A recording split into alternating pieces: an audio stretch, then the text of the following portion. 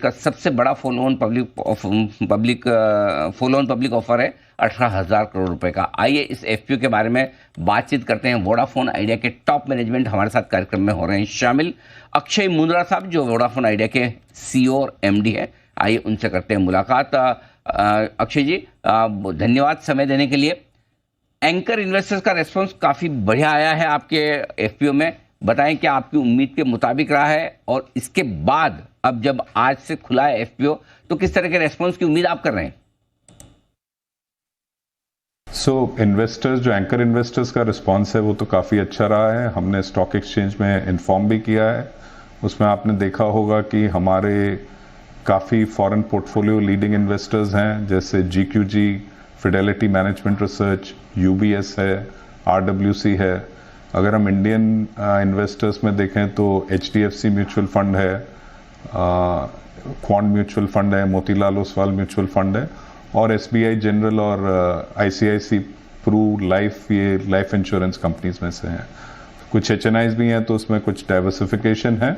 और एक सबसे बड़ी बात यह है कि उसमें हेज फंड्स का अलोकेशन 5% से कम है, जो भी एक तरीके से एंकर बुक की स्ट्रेंथ को दर्शाता है। बिल्कुल ठीक बात है। मुंद्रा साहब, ये बताएं कि फंड जुटाने के बाद वित्त वर्ष 2025 के अंत तक आप अपना मार्केट शेयर कितना बढ़ा लेंगे? क्योंकि आप ये कह रहे हैं कि ये जो कुछ भी पैसा आ रहा है वो कैपेक्स में जाएगा, कितना मार्केट शेयर बढ़ सकता है? देखिए, एक तो यह है कि हमारा एफपीओ है 18,000 का है। इसमें टोटल फंडिंग ये नहीं है। हम लोग इसके बाद एक तो प्रमोटर्स की भी फंडिंग है 2,075 करोड़, और उसके अलावा हम बैंक से भी बात कर रहे हैं जिनसे भी फंडिंग के लिए बात हो रही है। तो आज की तारीख में हम जो ओवरऑल फंडिंग देख रहे हैं उसमें हमारा केपेक्स के लिए ही ले रहे हैं हम, बिकॉज बाकी जो रिक्वायरमेंट्स हैं वो हम इंटरनल अक्रूवल से करना चाहते हैं। तो आज केपेक्स में देखें तो हमारे 3 मेजर कंपोनेंट्स हैं।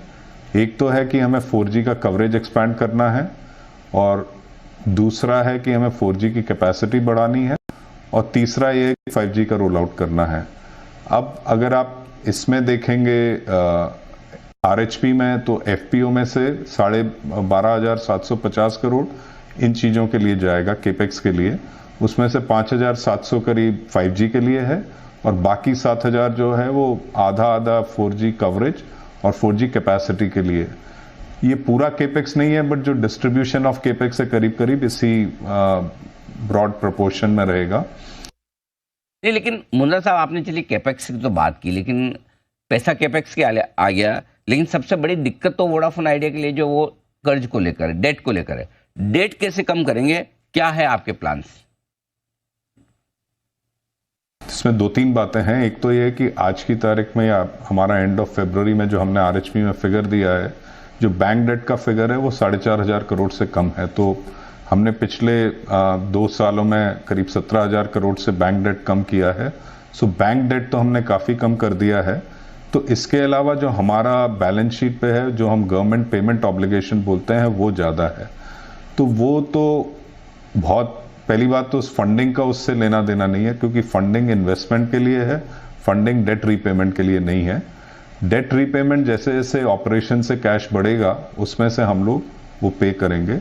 और जैसा मैंने कई और जगह भी बताया कि एक गवर्नमेंट रिफॉर्म्स पैकेज है, उसमें ये प्रोवाइडेड है कि मॉरेटोरियम के बाद अगर कंपनी को कहीं थोड़ा इनेबिलिटी टू पे रहती है, बिकॉज कैश जनरेशन उस पूरे इंस्टॉलमेंट को नहीं कर पाता है, तो गवर्नमेंट ने ये भी प्रोविजन रखा है रिफॉर्म्स पैकेज में कि कुछ इंस्टॉलमेंट है वो गवर्नमेंट इक्विटी में कन्वर्ट कर सकती है, जैसा कि पहले भी हुआ है। ओके, तो यानी कि गवर्नमेंट थोड़ी अपनी इक्विटी और बढ़ा सकते हैं। अभी जो 33% के आसपास से कुछ कर्ज को कर लेगी। लेकिन एक चीज जो है मुंद्रा साहब, वो ये कि भाई रकम का बड़ा हिस्सा तो आप 4G और 5G के लिए इस्तेमाल करेंगे, क्या ये सही है? क्योंकि एक्चुअली इसी की कमी की वजह से, क्योंकि लोग जो आपके कस्टमर्स हैं उनको ये एक्सपीरियंस अच्छा नहीं मिल रहा था, इसी वजह से आपके लगातार कस्टमर घट रहे थे।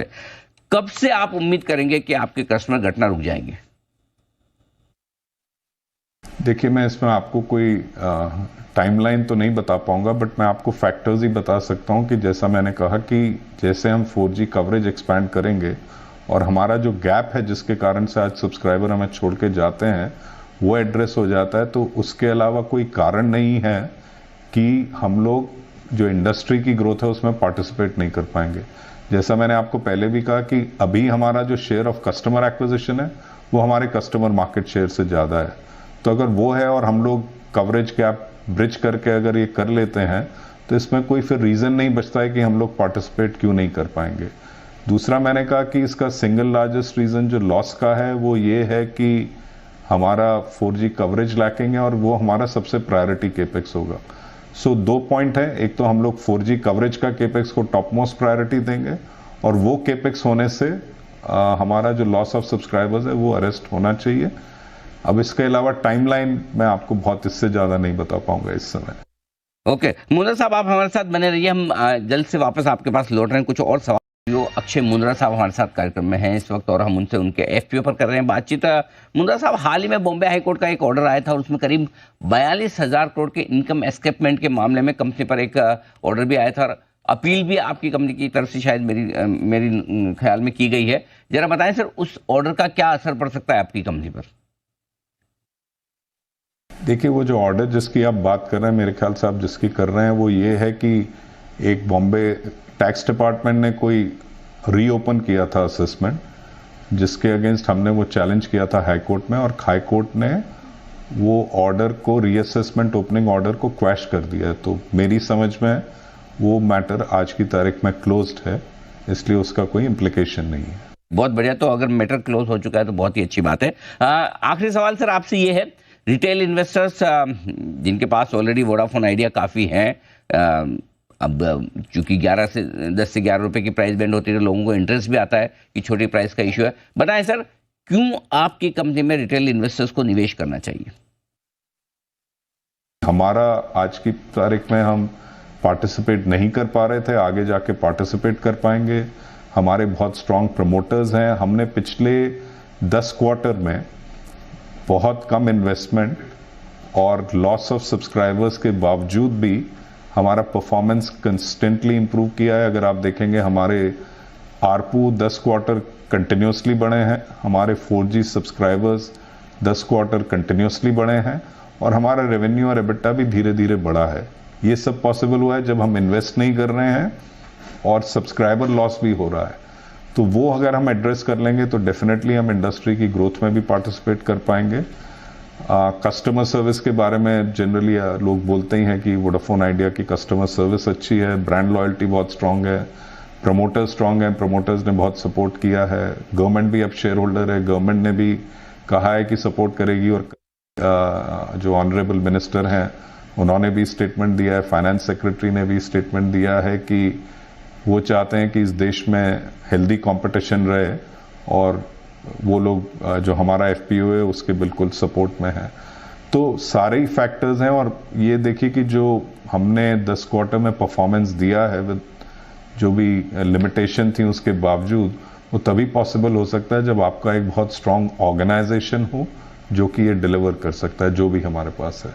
सो सब चीज़ है, फंडिंग चाहिए, इन्वेस्टमेंट चाहिए, इम्प्रूवमेंट होना चाहिए उसके बेसिस में, ये हमारी आशा है। ठीक बात है, तो ये आपके लिए पूरा का पूरा एफपीओ पर राय आती है। अक्षय मुंद्रा साहब, बहुत बहुत धन्यवाद आपका हमें समय देने के लिए और साथ ही विस्तार से अपने एफपीओ के बारे में हमारे दर्शकों को जानकारी देने के लिए। 22,200 पर फिर से आता हुआ